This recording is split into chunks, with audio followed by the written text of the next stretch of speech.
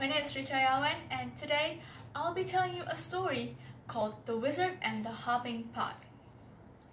There was once a kindly old wizard who used his magic generously and wisely for the benefit of his neighbors. Rather than reveal the true source of his power, the wizard pretended that all his potions, charms, and antidotes sprang ready-made from a little cauldron he called his lucky cooking pot. From miles around, people came to him with their troubles, and the wizard was pleased to give his pot a stir and put things right. This well-beloved wizard lived to a goodly old age, then died, leaving all his chattels to his only son. This son was of a very different disposition to his gentle father. Those who could not work magic were, to the son's mind, worthless. And he had often quarreled with his father's habit of dispensing magical aid to their neighbors.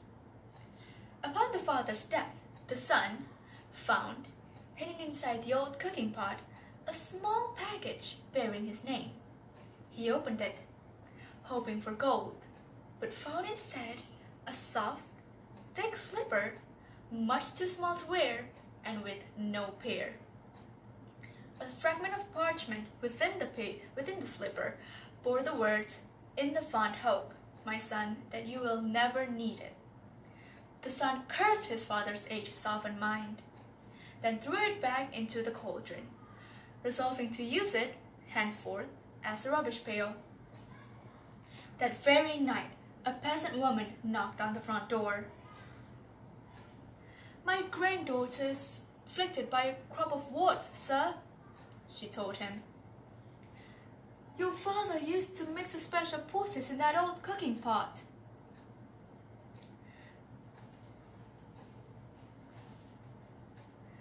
"Be gone!" cried the wizard. "What care I for your brat's words?" And he slammed the door upon the old woman's face.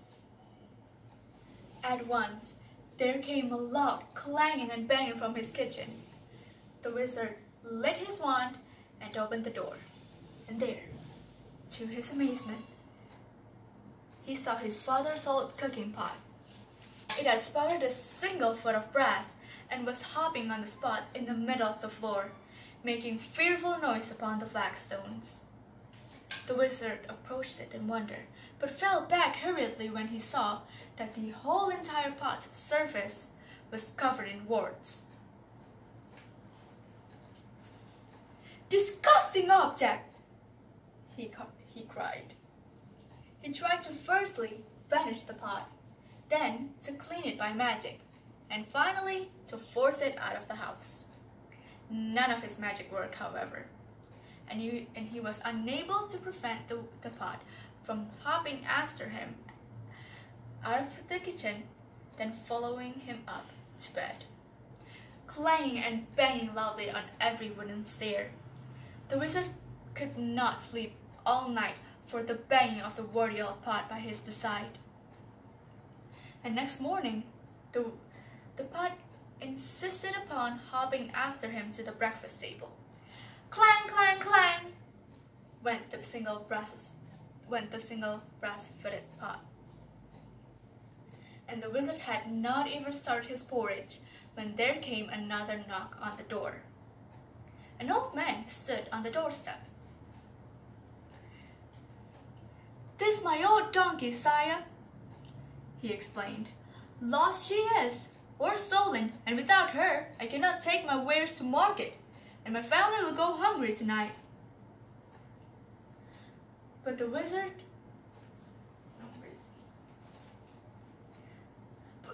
"And I am hungry now!" roared the wizard, and he slammed the door upon the old man.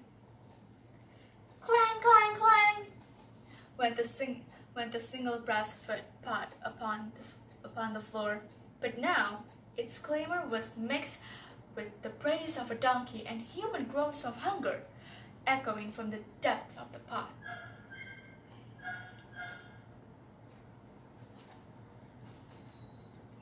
"Be still! Be silent!"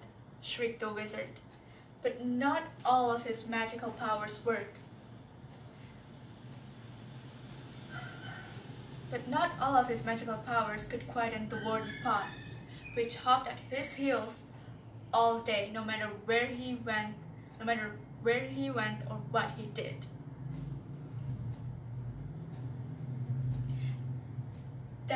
That evening came a third knock upon the door, and there, on the threshold, stood a young woman, sobbing as though her heart would break. "My baby is grievously ill," she said. "Would you please help us? Your father bade me come if troubled."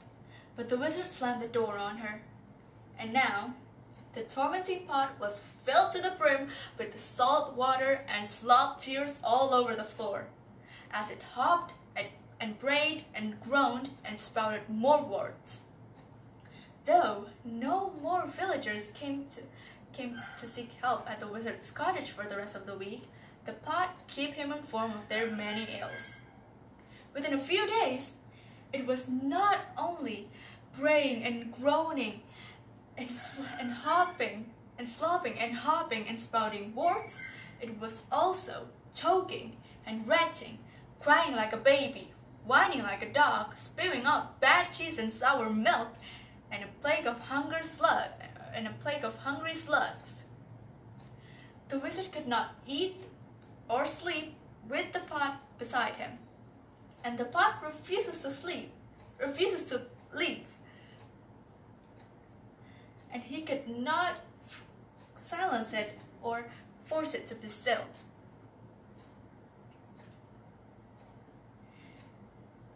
At last, the wizard could bear it no more.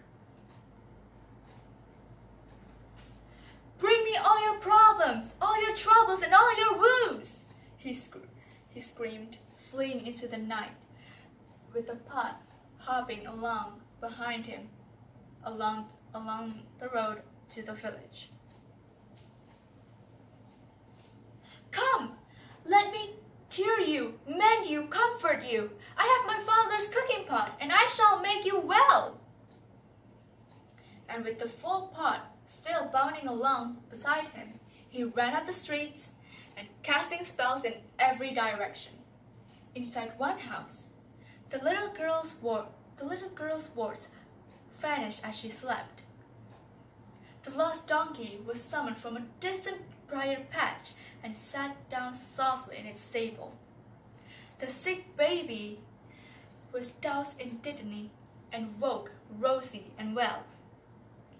In every house, sickness and sorrow, the wizard did his best, and gradually the pot stopped groaning and retching and became quiet, shiny, and clean.